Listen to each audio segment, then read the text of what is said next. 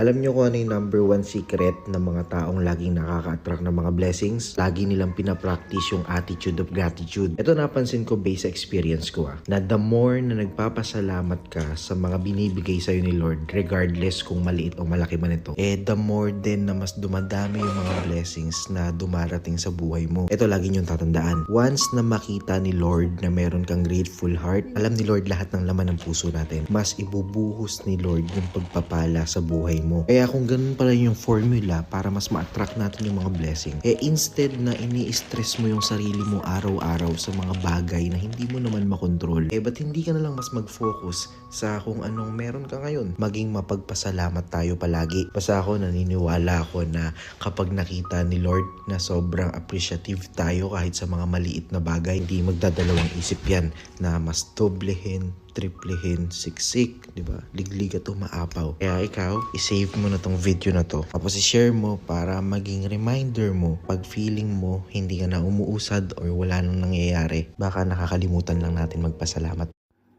Hi guys! Done guys! Very yummy! Hindi pa yan ng cinnamon, hindi pa nalagyan ng cream yan, yung sauce yan sa taas.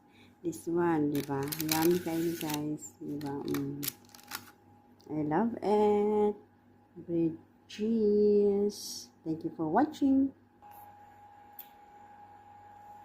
Look at guys!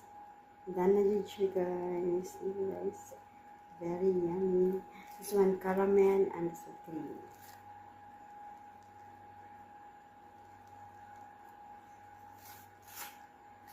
Thank you for watching guys. Ready to serve the cheese bread and the cinnamon. Thank you for watching. Bye. Thank you for watching guys. Bye. Share and like my channel, my Facebook and YouTube. Thank you.